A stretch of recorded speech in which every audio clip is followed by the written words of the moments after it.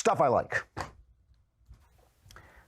Now, you know, I had a lot of things I'm going to do. I'm going to do one movie. I have to talk to you about this movie, Hostiles. And, you know, I complain all the time that not only have conservatives been blacklisted or graylisted out of Hollywood, but conservatives don't fight back. They don't go and buy studios. They don't go and build studios. They don't build TV studios and TV stations. But also importantly, they do not have an infrastructure for supporting artists. They don't have people to write reviews, to give awards, to talk about, you know, have cultural shows. I mean, if you listen to NPR, you can listen to one liberal after another talk about art. And I, who love art, will listen to NPR to listen to these liberals talk about art because they're the only guys doing it, because conservatives don't do it and we don't do it enough. And because of this, when a movie like Hostiles comes out, I won't mention names, but some conservative reviewers have been saying, oh, it's this PC, anti-American, pro-Indian Western. Not true. Not true. Hostiles, I think, is one of the best Westerns I've seen since Unforgiven, which was probably the best Western ever. I mean, one of the best, that's Clint Eastwood's film, one of the best Westerns ever. It is directed by Scott Cooper, and it stars Christian Bale. The cast is just great. Christian Bale, Rosamund Pike gives the performance of her career so far. Everybody in it is really, really excellent. And the story is kind of, you know, it's kind of a typical Western story. Christian Bale plays a kind of legendary Indian hunter for the army. He's an Indian fighter, I shouldn't say Indian hunter. And he is tasked with taking one of his old enemies, a Cheyenne chief, to taking him to die in his happy hunting ground. The guy's dying, and he doesn't want to do it. He hates the guy. You know, he has good reason to hate him. The guy has done terrible, terrible things, but he too has done terrible things. This Scott Cooper, by the way, is the guy who directed Black Mass. I was trying to remember what his other movie was, Black Mass and Out of the Furnace, which is also quite good. Anyway, here's the thing you have to watch for, okay? There's a lot of PC sentiments expressed in the movie. But if you watch carefully, every one of them contradicts another one. It actually cancels out other PC sentiments and makes you face the fact that these are just people dealing with a terrible situation. Christian Bale plays a guy who was at Wounded Knee. He's killed women and children. We see him killing Indian women and children on the screen. We see the Indians killing whites. We know that they're savages. And every time somebody gets up and says the politically correct thing about Indians, it's always some moron who doesn't know what he's talking about. So in this first scene I'm going to show you, Christian Bale is being asked to transport this Indian chief who he hates from prison to his happy hunting ground to die in Montana. And this stupid journalist is talking about, oh, the treatments of the Indians. And he just looks like an idiot. And Christian Bale just gives it to him and tells him why he's a fool. I saw what happened to the 4th when Yellow Hawk and his dog soldiers got done with them. And there wasn't a... Don't you dare laugh.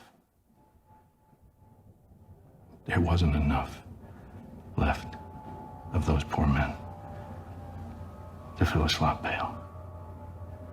Understand, when we lay our heads down out here, we're all prisoners. I hate them. I got a war bag of reasons to hate them. So he hates this Indian, and he hates the Indians in general, right? So you think, what? He's a racist. But then there is one of the best scenes in the movie when he says goodbye to one of his soldiers who is black, and the two are manly men, and they're just fighting very hard not to show their emotions, and it is a heartbreaking scene. So take a look at this, one of the best scenes in the picture. Hey, hold up. All right. As long as it don't breathe. Well, then don't breathe.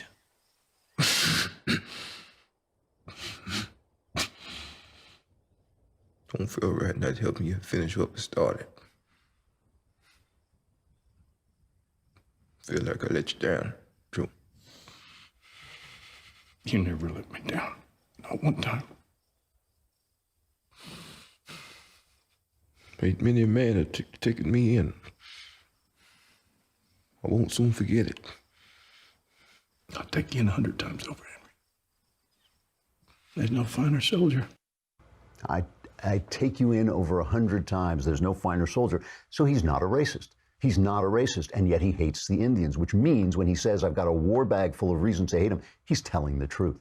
And what you come down to in the end, you come down to a vision of these people. You know, there's a line in Flashman, one of my favorite series. If you've never read the Flashman series, you really should. And there's a line in one of the Flashman books where he talks about what it was like to be in the wilderness. I'll just say... hold on, I will find it for you. There it is. He says what he's talking to a guy who's talking about how wonderful the Indians are, the darling Redskins, he calls them. He says, what bleeding breast beaters like you can't comprehend is that when selfish, frightened men, in other words, any men, red or white, civilized or savage, when selfish, frightened men come face to face in the middle of a wilderness that both of them want, then war breaks out and the weaker goes under. And that's what the movie is about. It's about what war does to you. It's about what history does to you. It's about people, good people, who do terrible, terrible things. And it's an adult movie. You know, I mean, that was what struck me about it. After all the superhero stuff, all the good and bad, you know, black and white stuff, it was just an adult movie with brilliant, brilliant performances. You should really try it. I thought it was a terrific, terrific Western. That's it. The Klavan week is over. The Klavanless weekend begins. Do not let it be utterly Klavanless. Go on and listen to Another Kingdom. We need you. We need your support. We need you to listen. And it's really entertaining. You will really, really like it. And we will end with Fats Waller singing a song. I put this in there because this song has been in my head all weekend. I was kind of hoping, all week, I've been hoping this would get it out. Great song. Great song. It's Don't Get... Ain't Misbehaving, right? Ain't Misbehaving. I can't even remember the song that's been in my head. Anyway, Klavanless weekend begins. Survivors gather here on Monday. I'm Andrew Klavan. This is The Andrew Klavan Show. No one to talk with, all by myself.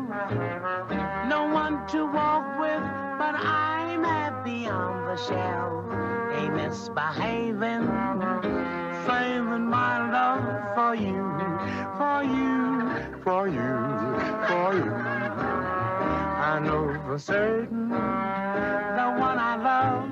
I'm through with flirting, it's you that I'm thinking of. Hey, misbehaving, saving my love for you.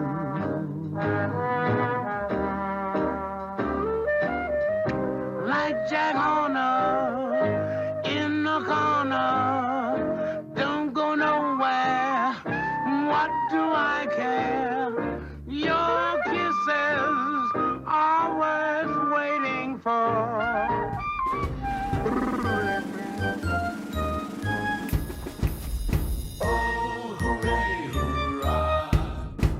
The Andrew Klavan Show is produced by Robert Sterling. Executive producer, Jeremy Boring. Senior producer, Jonathan Hay. Our supervising producer is Mathis Glover. Technical producer, Austin Stevens. Edited by Alex Zingaro. Audio is mixed by Mike Cormina. Hair and makeup is by Jesua Alvera. And our animations are by Cynthia Angulo and Jacob Jackson. The Andrew Klavan Show is a Daily Wire Forward Publishing production. Copyright Forward Publishing 2018.